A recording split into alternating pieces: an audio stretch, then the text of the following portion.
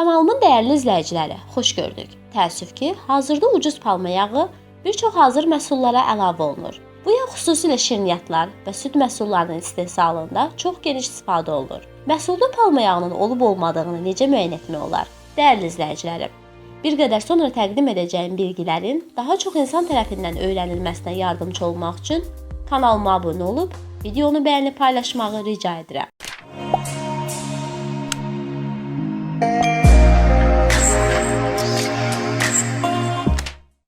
Palma yağının tərkibində çoxlu miqdarda doymamış yağlar var. Alimlər çox miqdarda palma yağından istifadə edənlərdə ürək-damar xəstəlikləri riskinin çox olduğunu söyləyirlər. Palma yağı orqanizmə daxil olduqdan sonra xaric olma prosesi ləng getdiyinə görə orqanizmdə şıraqların yığılıb qalmasına səbəb olur. Palma yağından uzun müddət istifadə etmək xərçəng xəstəliyinin də əmələ gəlməsinə səbəb ola bilər. Videonun əvvəlində də qeyd etdiyim kimi, sizlərə istifadə etdiyimiz məhsullarda palma yağının olub-olmadığını müəyyən etməyin yollarını təqdim edirəm. 1. Palma yağı əlavə olunmuş məhsulun saxlanma müddəti bu yağ əlavə olunmamış məhsuldan daha çoxdur. 2.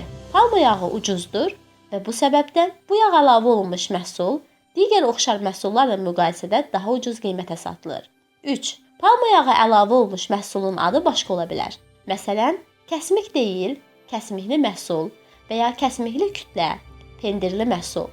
Burada məhsul sözü ona işarə edir ki, tərkibində bitki yağı var. 4. Təbii süd məhsulunun tərkibində bitki yağı ola bilməz.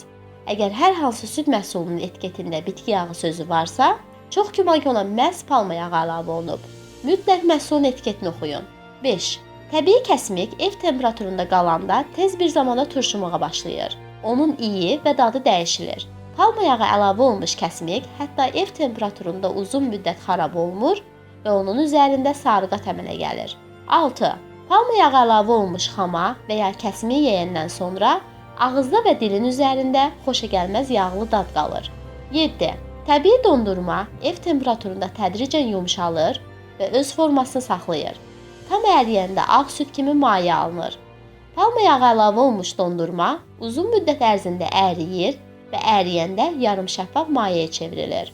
8. Palma yağı əlavə olunmuş pendir sabun dadı verir. Müqayisə doğrudursa, çətinliklə kəsilir və ya ovulur. Açıq havada süni pendir tez quruyur və üzərində çatlar əmələ gəlir. Gün şüalarının altında qalan təbii pendir tez yumşalır. Palma yağı əlavə olunmuş pendir isə əksinə bərkiyir və onun üzərində yağ damcıları əmələ gəlir. 9. Palma yağı əlavə olunmuş kərə yağı daha ucuz qiymətə satılır. Onu yeyəndən sonra dilin üzərində sanki yağlı qat yaradır. Təbii kərə yağını yeyəndən sonra ağızda çox xoş, südlü qaymaqlı dad qalır. 10. Təbii kərə yağının yağlılığı 82,2%-dən aşağı ola bilməz. Yağın üzərində, məsələn 72% yazılıbsa, bu təbii yağ deyil.